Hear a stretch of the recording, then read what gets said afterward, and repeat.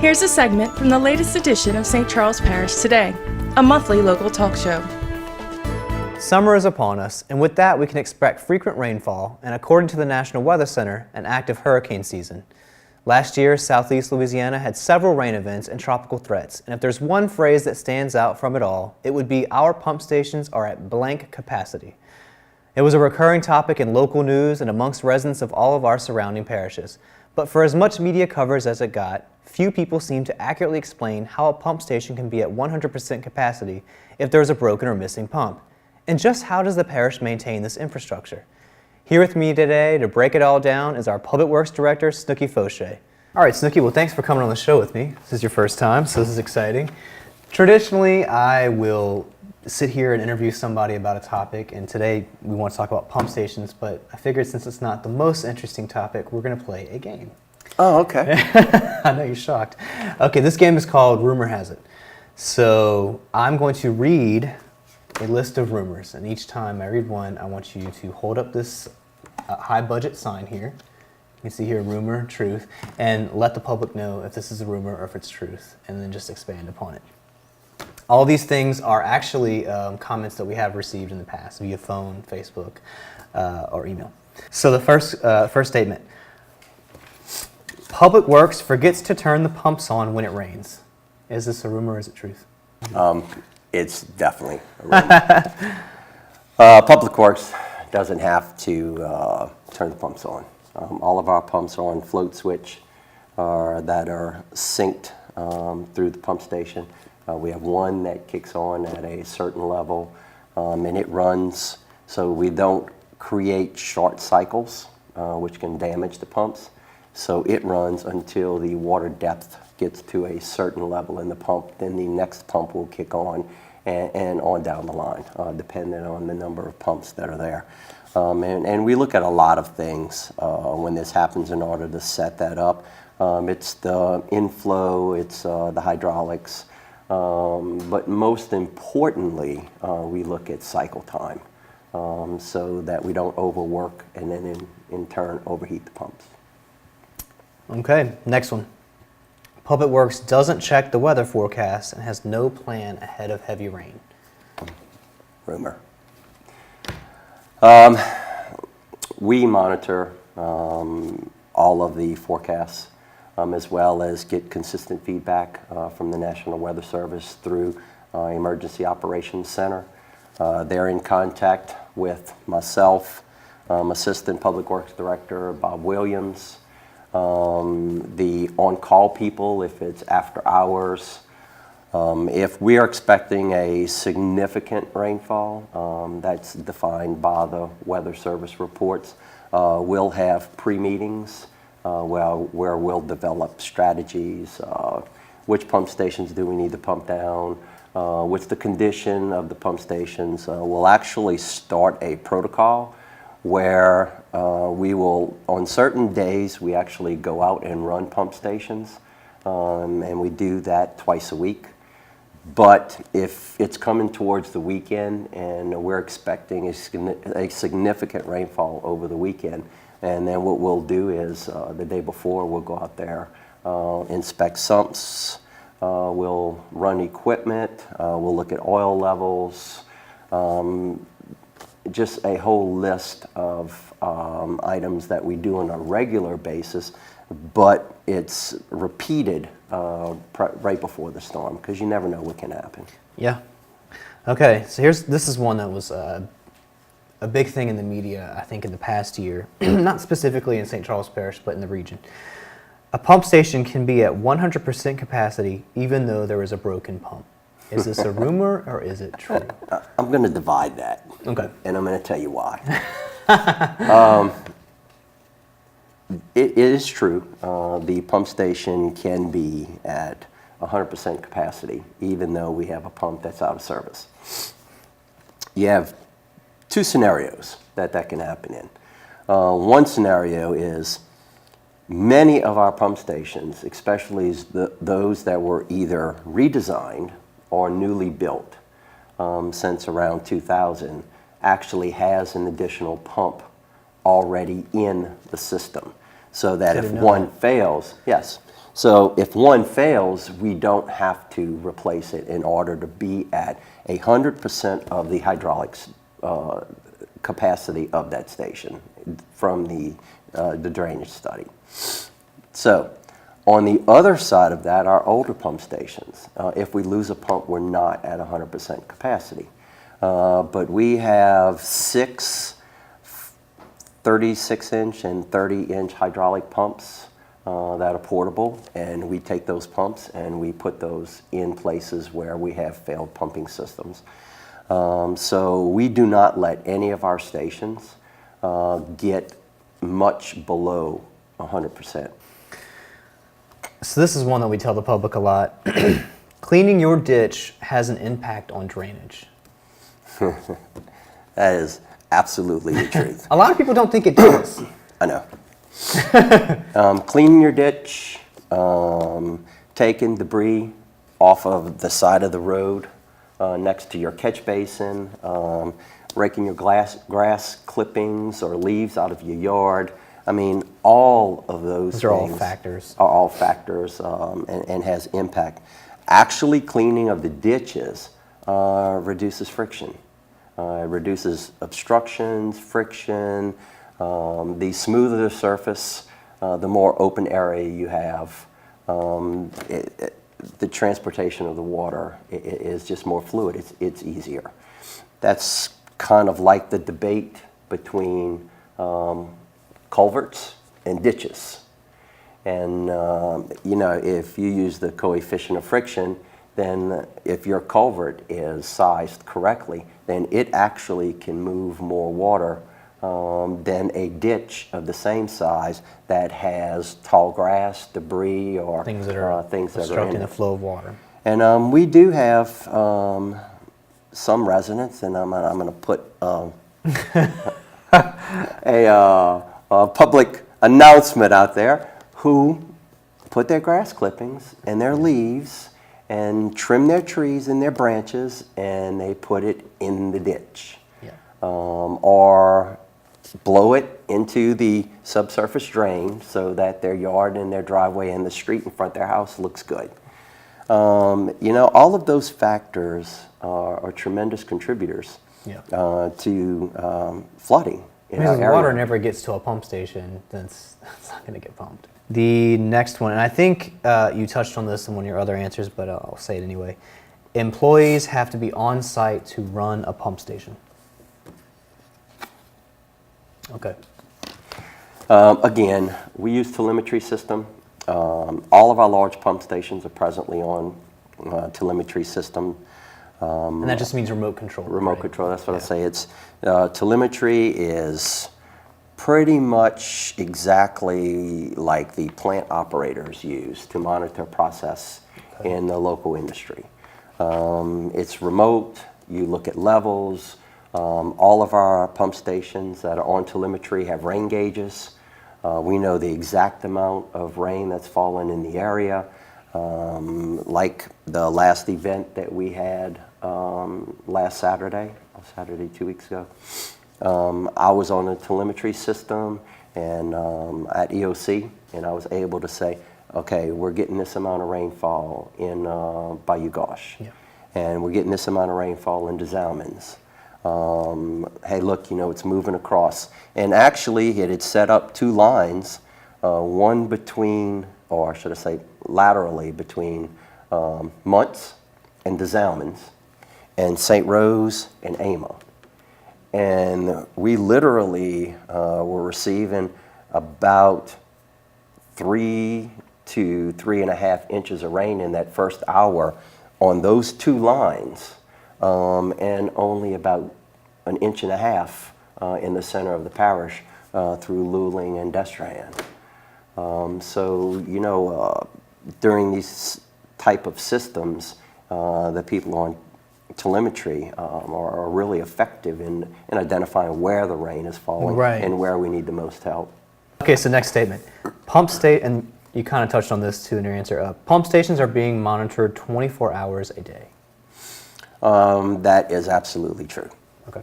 And it's true because we have telemetry set up at numerous places around the parish.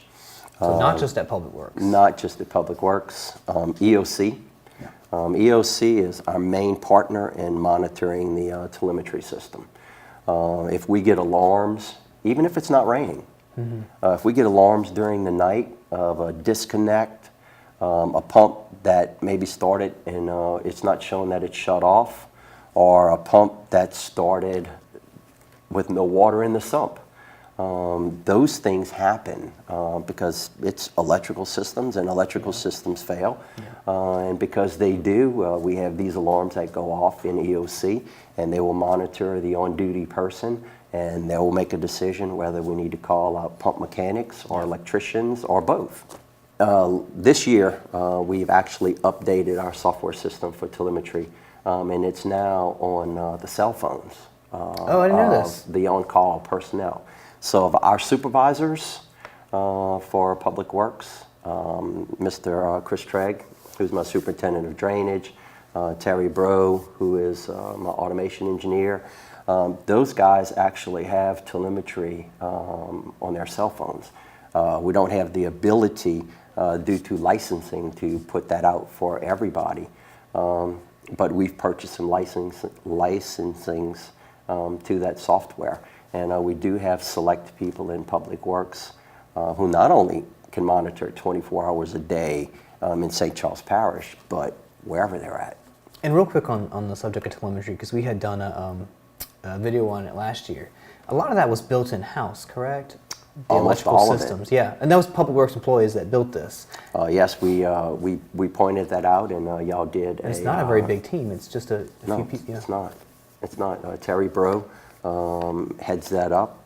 We have a small group of electricians that are there, and it's kind of a learning process because there's no real cutout of this somewhere else that you can follow. There are companies that will come in and do the installation and monitor it for you and all of that. But Terry Bro, and also on the wastewater side, Butch Clay has also taken it upon themselves to go out there, get this technology. We have many of our large lift stations in wastewater that are also in telemetry. So we monitor those also. You know, it's technology is where we need to go. Yeah. It takes care of the gaps between, I guess, personal limits. Yeah. Okay, so back to my last statement. Yes. The parish does not invest in drainage. That's absolutely. I'm trying to get it right up there. This is a constant thing for you guys. It's constant. It's probably one of your biggest, outside of road maintenance, ongoing endeavors. endeavors. I get invited to give updates and give some comparative analysis on where St. Charles Parish is versus other parishes.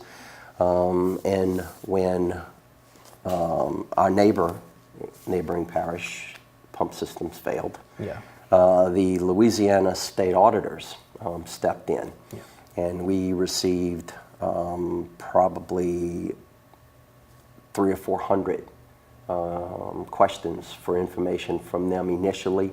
It's still ongoing. Everything from how many pumps we have, what are the capacities, the sizes, how many people we have, is overtime included, how many people are dedicated to pumps. I mean, the list just goes on. What are your procedures? How does civil service manual address, you know, your pump mechanics? I mean, everything that you can think of. And, you know, when we tell people that St. Charles Parish has 52 pump stations and 166 pumps from 12-inch to 72-inch, it's like an epiphany. It's an awakening. I mean, I don't think anyone realizes the investment that we have in our pumping systems here in St. Charles Parish, or the investment that it takes to manage them. Effectively. So effectively manage them. And that will continue to grow as we continue to put online the hurricane protection levee pumping systems. Not only are those a tremendous investment to build, but that is a tremendous investment to maintain. Okay, so done with the game. Just a few months ago, Gulf South Pipeline Company, they donated $2 million in drainage to the Muntz area, just specifically for drainage in Muntz. And it's been a topic of discussion ever since. A lot of people are really excited, and I'm using that word, excited, for what's going to come.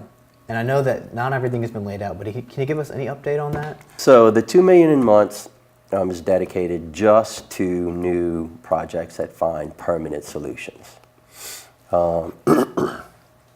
We had started working with Gulf South. Entergy stepped in to help manage that and became a participating partner because they have a tremendous investment in the Muntz community and all of St. Charles Parish. So Entergy offered to do a drainage study for Muntz. We gave them as much feedback as we could as to our current situation and what we thought the problems were and the solutions that we're looking at. They confirmed most of the issues which are known. Right. They did surface a few which we did not think about. And utilizing some of the infrastructure that's our natural infrastructure that's already in place. So one of the easiest and quickest solutions was just to build a part of the coulee that would replace a section of the coulee that makes about 6 90-degree turns through a specific area. Just building a straight shot down Entergy's right-of-way from the Canadian National Railroad track to Airline Highway would tremendously benefit us. So we actually looked at it. Our internal engineer, Don Edwards, gave us some drawings, spent some time. We got an agreement with Entergy to start. One of our construction managers slash QA, Chris Dufour, put in the dotting.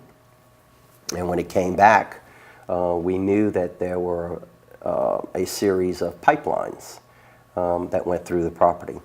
One of them is very near the surface. Some of these pipelines were directionally bored. So where you have present drainage, canals, that kind of stuff in place, they go down underneath those and then they come back up to the surface or near the surface because there's less obstruction. They don't get into the heavy, dense soils that have been compacted and compressed. So they come back up. Well, one of the pipes, the pipelines that we were looking at, the pipeline is only, I want to say 6 feet, about 72 inches from the surface. And they require 48 inches from the surface. And they require 42 inches of cover. So we would have been digging that canal for 6 inches, which didn't make any sense. So we're looking at some creative solutions on how to work within these pipeline systems. And maybe direct and funnel water, under them if we can give some confidence to these pipelines that will protect the integrity. So the fix is just not as simple as like building a aqueduct like the gooseneck in your bathroom that drains because we have to protect the stability of the pipelines below us and above us. So we are looking at some solutions there to possibly utilize that. The Parish Line Canal through Muntz gets to the CN Railroad track, makes a 90-degree turn, and comes to Evangeline. Part of it crosses under Evangeline, and part of it goes through a couple of jack and bores close to the end of close to Evangeline. If we could get a trestle or a new series of jack and bores right at the Parish Line Canal so that it would go straight, which we had identified we probably needed to do. On the other side of that is 2 large ponds. Those ponds actually collect a lot of water from St. John, and which is one of the major contributors to water crossing Evangeline. So the engineering company said if we could get jack and bores there and we could utilize those two ponds and get new jack and bores across Airline Highway, that way that water never actually would get to the pump station until it crossed on the north side of Airline Highway. So, you know, there's a lot of creative ideas. It's just kind of vetting those and figuring out which is feasible. They're all feasible. The question is, what's in our scope of ability to get it done versus having to engineer these projects, go out for bids, bid construction projects out of them, and to come back and get this done, which is going to take a significant period of time by the time we get that done. There's a lot of energy going towards specifically months in order to try to find some of these solutions. But until we do, we're most of all of them, well, all of the money we've spent is actually from our budget that's already there, and none of it is the $2 million. The entire full $2 million is still in a trust fund in the finance department dedicated to months drainage only. Well, look, I want to thank you for coming on and addressing that, because I know it's been a big topic, but and also addressing all of the other questions. We get them a lot, and we're going to replay this every time we get into a rainstorm, because it really might help some people understand the way things kind of operate here. But Public Works. Thank you so much for coming on. We work to be prepared. We prepare for the worst and expect the best. So, you know, we're just going to continue to move forward with that strategy. Awesome. Well, thank you for coming on today, Snooki. All right. Thank you, sir. Look for the entire episode at www.scptoday.com or on SCP TV.